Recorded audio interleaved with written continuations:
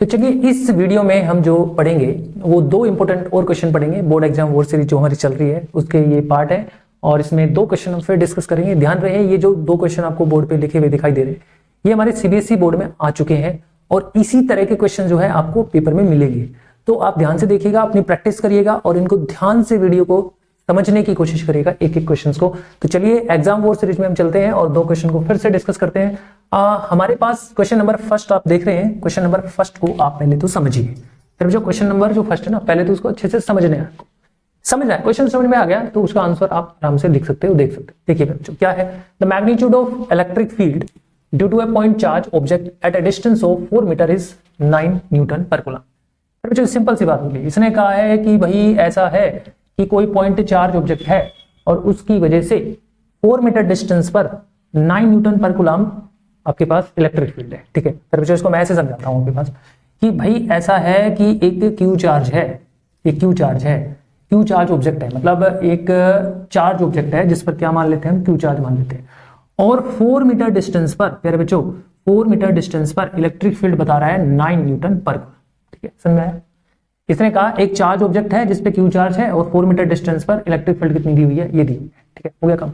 Okay, अब प्यारे बच्चों इसने क्या कहा, इसने कहा ऐसा है कि from the same charge object, इसी सेम चार्ज ऑब्जेक्ट से, तो प्यारे बच्चों मैं इसको लिख लेता हूं यहां 4 मीटर। अच्छा, इसी सेम चार्ज ऑब्जेक्ट, ये ऑब्जेक्ट है जिसपे चार्ज क्या है क्यू, इसी सेम चार्ज ऑब्जेक्ट से एक्स डिस्टेंस पर from the same charge object the electric field of magnitude 16 newton per coulomb will be at a distance of. तो कहता है फिर बच्चों कि इसी सेम चार्ज ऑब्जेक्ट से किसी पॉइंट पर, एक पॉइंट पर, क्या एक पॉइंट पर इलेक्ट्रिक फील्ड कितनी आती है फिर बच्चों, 16 न्यूटन पर कूलम आती है। तो बताना है ये डिस्टेंस कितनी। फिर समझिए क्वेश्चन फिर बच्चों, किसी चार्ज ऑब्जेक्ट से 4 मीटर डिस्टेंस पर इलेक्ट्रिक फील्ड आती है इतनी, और उसी चार्ज, उसी सेम चार्ज ऑब्जेक्ट की वजह से किसी पॉइंट पर electric field I 16 newton per coulomb. ठीक है, ये इलेक्ट्रिक फील्ड इतनी आई, यहां इतनी आई, लेकिन ये डिस्टेंस नहीं दी हुई। तो आपसे यही पूछ रहा है कि बताइए ये डिस्टेंस कितनी होगी, कितनी डिस्टेंस पर इलेक्ट्रिक फील्ड इतनी हो जाएगी, ये बता रहे। कितना आसान क्वेश्चन है। तो इसमें ऑप्शन दिया हुआ है 1 मीटर, 2 मीटर, 3 मीटर और 6 मीटर। प्यारे बच्चों ये बताना है। तो बच्चों हम इसमें ये कोशिश करते हैं इसको करने की, ध्यान से समझिए। अब देखो सबसे पहले तो ये जो क्वेश्चन है वो कहां से मिला, कौन सा कॉन्सेप्ट है। तो प्यारे बच्चों देखो ऐसा नहीं लग रहा है कि ये पॉइंट ऑब्जेक्ट हो और एक पी पॉइंट है ना, एक पॉइंट ऑब्जेक्ट एक पी पॉइंट है। पॉइंट ऑब्जेक्ट की वजह से पी पॉइंट पर इलेक्ट्रिक फील्ड निकालते थे, आपको दिमाग में आया कॉन्सेप्ट। तो हम वहां पे निकालते थे कि जैसे क्यू चार्ज होता था आपका और आर डिस्टेंस पे एक पी पॉइंट लेते थे प्यारे बच्चों, और वहां पे हम इलेक्ट्रिक फील्ड निकालते थे किसी पॉइंट चार्ज की वजह से। ये हमारा होता था पॉइंट चार्ज, और किसी पॉइंट चार्ज की वजह से पी पॉइंट पर इलेक्ट्रिक फील्ड निकालते थे और क्या आता था प्यारे बच्चों, रिजल्ट आता था के क्यू बाई आर स्क्वायर। आपको याद आ रहा है, the electric field due to the point charge at a distance P, this is your result. यही था रिजल्ट, यही आता था रिजल्ट। इसी को यहां चिपका देंगे। चलिए करते हैं। अब पहले तो देखिए इस पॉइंट चार्ज की वजह से इस पॉइंट पर इलेक्ट्रिक फील्ड आई कितनी, इतनी आई। तो क्या हम इस पी पॉइंट पर जो इलेक्ट्रिक फील्ड इस चार्ज की वजह से आए उसको ऐसे नहीं लिख सकते, E is equal to K Q by R square, लिख सकते हैं ना मेरे बच्चों। आप देखिए ध्यान से, अगर ऐसा लिख सकते हैं तो फिर बच्चों इलेक्ट्रिक फील्ड कितनी है आपकी, ध्यान से देखिए इलेक्ट्रिक फील्ड कितनी है, इलेक्ट्रिक फील्ड ये कितनी है, यहाँ पे कितनी दी हुई है फिर बच्चों 9, हमने लिखा 9। के आप समझ गए, कूलम कांस्टेंट होता है के, जिसकी वैल्यू 1/4πε0 होती है, तो इसको के रखे थे। तो चार्ज कितना है क्यू का क्यू रखते हैं, लेकिन डिस्टेंस यहां से 4 है तो यहाँ पे आर का स्क्वायर है तो यहाँ पे हो जाएगा फिर बच्चों 16। राइट, हो गया क्लियर। अब देखिए इस क्यू चार्ज, सेम चार्ज, प्यारे बच्चों देखो same charge object the electric field of magnitude this, मतलब इस सेम चार्ज से इलेक्ट्रिक फील्ड इस पॉइंट पर इतनी आ गई, लेकिन ये डिस्टेंस हमें नहीं पता, यही निकालनी है। तो सेम चार्ज है प्यारे बच्चों, सेम चार्ज है तो इलेक्ट्रिक फील्ड अब कितनी आएगी, इलेक्ट्रिक फील्ड अब देखो ये ई डैश जो है, ई डैश जो इलेक्ट्रिक फील्ड है हम इसको लिखेंगे E dash is equal to K Q, जो के क्यू इसमें है वही के क्यू इसमें, क्यों, क्योंकि सेम चार्ज है, सेम मीडियम है, ये रखा हमने, लेकिन डिस्टेंस हमारी एक्स स्क्वायर है। क्या है, एक्स स्क्वायर है। क्लियर है। अब ध्यान से देखिए ई डैश कितना है आपके पास, फिर बच्चों लिखी 16 के क्यू बाई एक्स स्क्वायर, नहीं पता फिर बच्चों, हमें नहीं पता, यही तो निकालना है।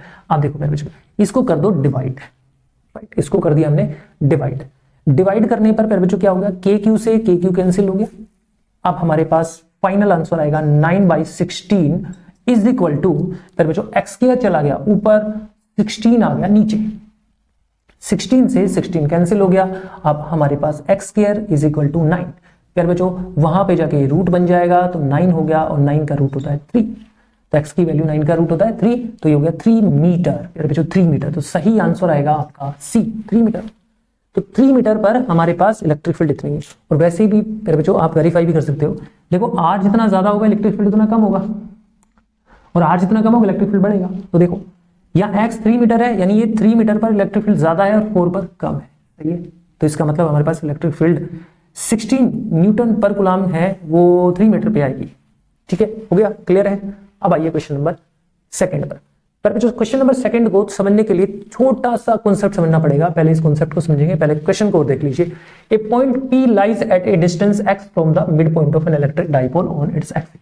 फिर जो कह रहा है कि आपके पास ना एक इलेक्ट्रिक डाइपोल है, ये समझो एक इलेक्ट्रिक डाइपोल है, और ये इलेक्ट्रिक डाइपोल का एक्स एक्सिस है, इस पर एक पॉइंट रखा हुआ है, उस पर इलेक्ट्रिक पोटेंशियल जो होगी ना वो किसके प्रोपोर्शनल होगी, ये पूछ रहा है। ये ऑप्शन है आपके पास, तो मैं आपको समझा देता हूं कि एक इलेक्ट्रिक डाइपोल है आपके पास। फिर बच्चों एक इलेक्ट्रिक, इसने कहा एक इलेक्ट्रिक डाइपोल है आपके पास, ठीक है, ये प्लस क्यू मान लेते हैं और ये माइनस क्यू, ये होता है इलेक्ट्रिक डाइपोल, ठीक है, ये सेंटर ऑफ डाइपोल होता है। फिर बच्चों देखो ये जो मैं आपके पास ये डॉटेड लाइन खींच रहा हूं, ड्रॉ कर रहा हूं, ये दिख रहा है आपको, जैसे मैंने बोला ए और बी, ये तो हो गया आपके पास डाइपोल, और ये एक्स डैश और एक्स हो गया आपके पास, ये क्या हो गया एक्सिस ऑफ डाइपोल। और फिर बच्चों ये क्या होता है, ये क्या होता है वाई डैश। फिर बच्चों ये एक्स एक्सिस, ये वाई एक्सिस, तो आपको शायद पता होना चाहिए। फिर बच्चों ये जो एक्स एक्सिस आपको दिख रहा है, ये एक्स एक्सिस आपको दिख रहा है, ये आपका कहलाता है एक्सियल लाइन। और फिर बच्चों जो ये आपकी परपेंडिकुलर लाइन डाइपोल के दिख रही है, परपेंडिकुलर लाइन, तो फिर बच्चों ये क्या कहलाती है आपके पास इक्वेटोरियल लाइन। तो फिर बच्चों ये इक्वेटोरियल लाइन हो गई, ये एक्सियल लाइन होगी, ये आपको पता है, ये कॉन्सेप्ट आपको पता होना चाहिए।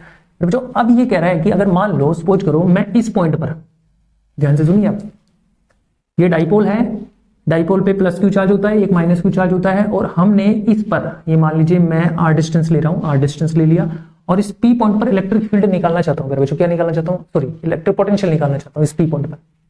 तो ये पी पॉइंट ना तो एक्सियल लाइन पर है और ना ही इक्वेटोरियल लाइन पर है, ये पी पॉइंट कहां है, थीटा डिग्री एंगल पर है, थीटा डिग्री, एक्सियल लाइन से थीटा डिग्री एंगल पर एक पी पॉइंट रखा है, वहां पर हमें पोटेंशियल निकालनी। तो फिर बच्चों ये देखो हमने एक्सप्रेशन किया था, इलेक्ट्रिक पोटेंशियल कितनी आएगी पी पॉइंट पर, K P cos theta by R square. फिर बच्चों ये फॉर्मूला आएगा, आपको ध्यान रखना है। डाइपोल के किसी पॉइंट पर थीटा डिग्री एंगल से इलेक्ट्रिक पोटेंशियल आती है K P cos theta by R square, ठीक है। लेकिन फिर बच्चों यही पॉइंट अगर यहां लाइज करता तो इलेक्ट्रिक पोटेंशियल क्या कहलाती, एक्सियल।